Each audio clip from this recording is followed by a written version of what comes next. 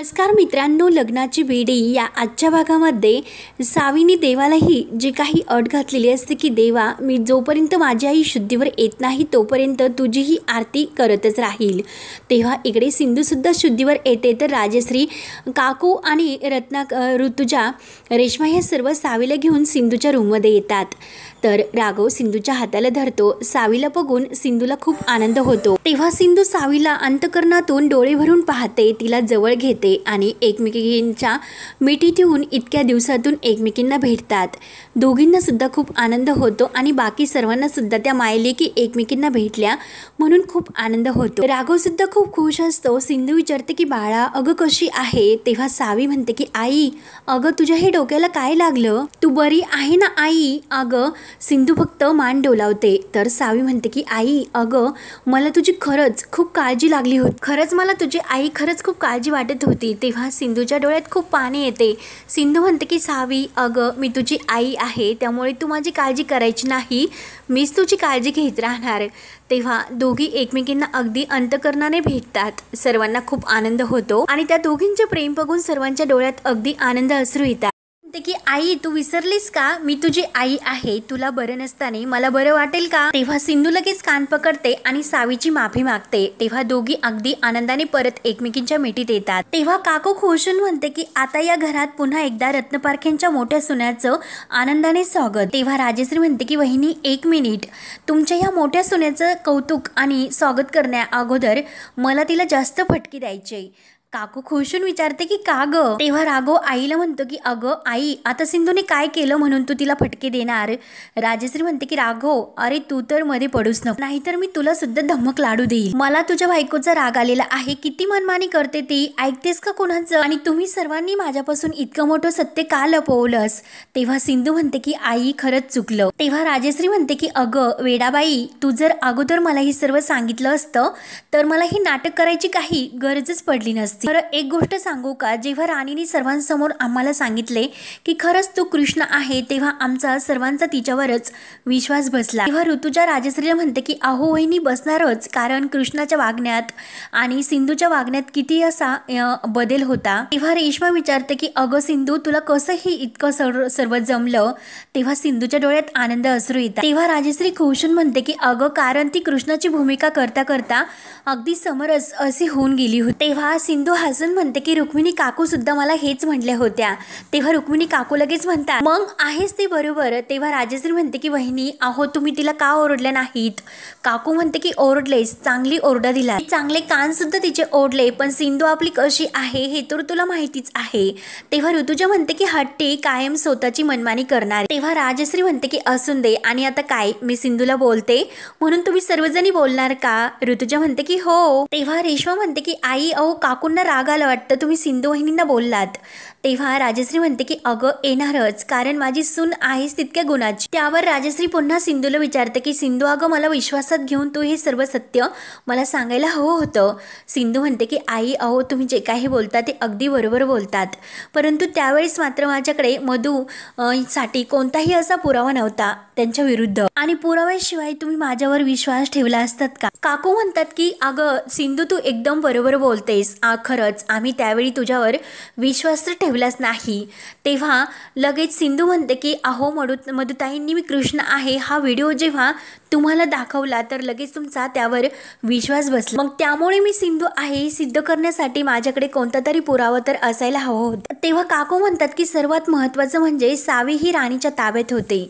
तेव्हा सिंधू म्हणते की हो, मधुताईंना जर हे कळले असते की मी कृष्ण नाही, मी सिंधू आहे, तिनं काय केलं असतं हे तुम्हाला चांगलंच माहिती आहे, आणि तुम्हाला माहिती आहे की ती सावीला गोदा मावशीला दत्तक द्यायला सुद्धा तयार होती। राजश्री सावीला विचारते की सावी बाळा, अगं तुला खरंच तिने खूप त्रास दिला का? सावी म्हणते की हो, खूप त्रास दिला, ती खरंच अजिबात चांगली नाही, ती सतत मला बांधून ठेवायची, कधी कधी जेवायला सुद्धा देत नव्हती, आणि जर दिलं तर अशी मस्करी करायची, ती अजिबात माझ्याशी चांगली वागली नाही, त्यामुळे ती मला नाही आवडत। मधूने काय काय त्रास दिला हे सावी सर्वांना सांगते। सर्वांना मधूचा खूप राग येतो।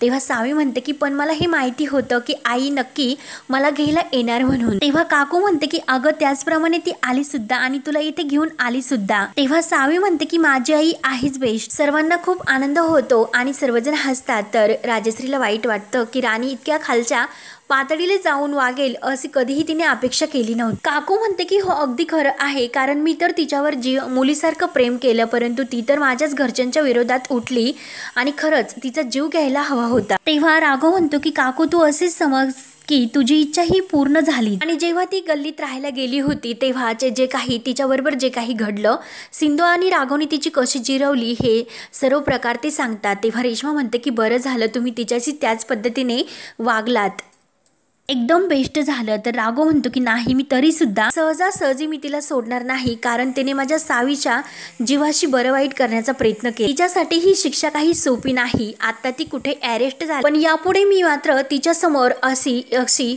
स्ट्रेंथ अशी केस उभी करणार आहे, तिच्यावर कडक कारवाई होईल. तर काकू म्हणते की हो खरंच कर. राजश्री सुद्धा म्हणते की हो खरंच, परमेश्वराची आपल्यावर कृपा आहे, आपण सर्व एकत्र आहोत आणि सुखरूप आहोत. तेव्हा सिंधू म्हणते की आई मी फक्त आता माझ्या विनूची म्हणजे माझ्या अंकुरची वाट बघते. सावी म्हणते की हो मी सुद्धा विनूची खरंच खूप वाट बघते, तो कधी येणार आहे.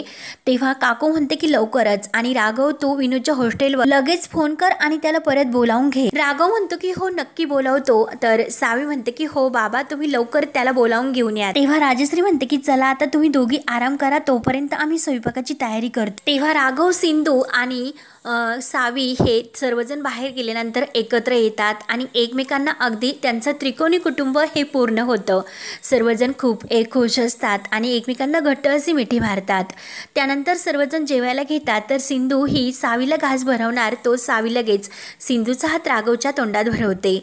तेव्हा एकमेकांना घास भरून एकमेकांबरोबर अगदी प्रेमाचे जेवण करून एकमेकांबरोबर ते झोपतात सुद्धा एकमेकांच्या मिठीमध्ये. खऱ्या अर्थाने आज हे कुटुंब एकत्र आलेले असते. त्यानंतर दुसऱ्या दिवशी सिंधू आणि राघव हे मस्त तयार होऊन बाहेर येतात.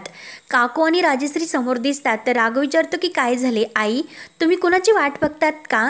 तेव्हा राजश्री म्हणते की नाही, कुणाची वाट तर बघत नाही, परंतु कोण मात्र बाहेर जाणार आहे. तर सिंधू म्हणते की कोण जाणार आहे. तेव्हा राजश्री म्हणते की तू या घराबाहेर, आणि ते पण कायमची. राजश्री जे काही बोलते ते त्यांच्या लक्षात येत नाही, त्यांना तर हे सर्व खरंच वाटतं. राघव म्हणतो की आई काय करतेस. तर राजश्री ही सिंधूच्या हाताला धरते आणि चल मी कृष्णाला घराच्या बाहेर काढते. तर सिंधू म्हणते की आई तुम्ही काय बोलतात. अहो मी सिंधू आहे, कृष्ण नाही, यावर तर तुमचा विश्वास बसला होता. तेव्हा राजश्री नाटक करत असते की एक मिनिट तू आता गप्प बस, आत्ताच्या आत्ता तू माझ्या घरातून चालती हो. सिंधू म्हणते की आई तुम्ही असे का वागतात, तुम्हाला परत कोणी काही सांगितले का. तेव्हा राजश्री जोरात ओरडते की अगं मी तुझ्या प्रश्नाचे उत्तर द्यायला बांधील नाही. तेव्हा सिंधू म्हणते की अहो काकू तुम्ही तर काहीतरी बोला. तर काकू सुद्धा ओरडते की अगं एकदा सांगून तुला काही कळत नाही का, या घरातून चालती हो. तर सिंधू आणि राघवला तर धक्काच बसतो की ह्या नेमकं अशा का वागतात.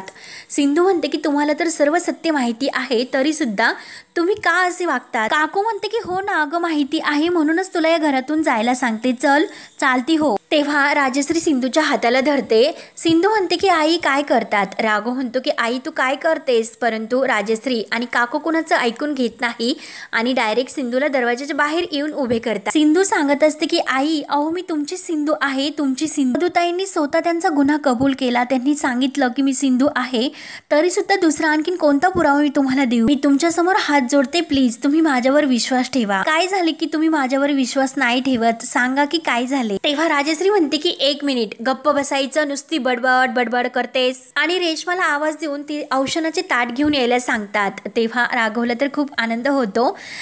तर सिंधू म्हणते की आई अहो काय. तेव्हा राजश्री म्हणते की काय ग तुला एकटीलाच आम्हाला फसवता येतं, एकटीलाच अभिनय करता येतो का, आम्हाला नाही करता येत का. आणि काय आमचा अभिनय कसा वाटला असे राजश्री विचारते. सिंधू म्हणते की आई काय हो, खरंच पहिल्यांदा आयुष्यामध्ये मी इतकी घाबरली असे. राघव म्हणतो की आई मी तुला म्हटलं होतं अजून थोडंसं जर वेट केलं असतं तर सिंधूचं आपल्याला दुसरं रूप पाहायला भेटलं असतं. आई काय ग तू पण. सिंधू म्हणते की राघव म्हणजे तुम्ही सुद्धा यात सहभागी होतात का. राघव म्हणतो की ऑफकोर्स अगं फक्त तू सोडून सर्वांना हा प्लॅन माहिती होता, तरी मी म्हणते की तुम्ही बोलत का नाहीच. तेव्हा राघव म्हणतो की आई थोडंसं अजून तू वेळ काढायचा होता, सर्व काही व्यवस्थित झालं असतं. राजश्री म्हणते की अरे गप्प बस राघवात, आणि जोडीने तू येथे उभं राहा, ती राघवला सांगते. आणि तसंही तू माझ्या सुनेला जास्त त्रास द्यायचा नाही, एकतर अगोदरच खूप त्रास तिला झालेला आलेला आहे। काकू म्हणते की हो अगं सिंधू, राघवशी जेव्हा तुझं दुसऱ्यांदा लग्न झालं पण तुझा गृहप्रवेश झाला पण तो कृष्णा बनून, मग तुझा सिंधू म्हणून तुझा गृहप्रवेश व्हावा अशी आमची सर्वांची इच्छा होती। तेव्हा राघव म्हणतो की एक्झॅक्टली यावेळेस मीच काकूला बोललो होतो की यावेळीचा गृहप्रवेश मात्र असं काही साधा सुद्धा नको, थोडासा ड्रामा मात्र त्यामध्ये असायला हवं। तेव्हा सिंधूचे मस्त औषण त्या घरात पुन्हा होते आणि गृहप्रवेश सुद्धा अगदी धूमधडाक्यात पुन्हा होतो, राघवच्या हातामध्ये हात देऊन। आणि परत ती त्या कुंकवाच्या पाण्यामध्ये लक्ष्मीच्या पावलांनी परत घरात येते। घरात आल्यानंतर तिचे वेलकम मस्त होते, केक कापला जातो। सिंधू राघव एकमेकांना केक भरवतात आणि सावीला सुद्धा, राजश्रीला सुद्धा आणि काकू या सर्वांना केक भरवला जातो। सर्वजण अगदी खुश होऊन सिंधूच्या दणक्यात असा रत्नपारखी कुटुंबात पुन्हा गृहप्रवेश करतात। तेव्हा राघव म्हणतो की केक तर कटिंग झालं परंतु सेलिब्रेशन आणि डान्स हे नसेल तर मग सर्व काही अपूर्ण राहतं, राईट ना। राघव डान्स करण्यासाठी सिंधू पुढे हात धरतो। सिंधू म्हणते की राघव काय हे आता माझी नाही तर मोठी काकू म्हणते की अगं सिंधू आमची काही हरकत नाही बरं का तू राघवबरोबर डान्स करायला।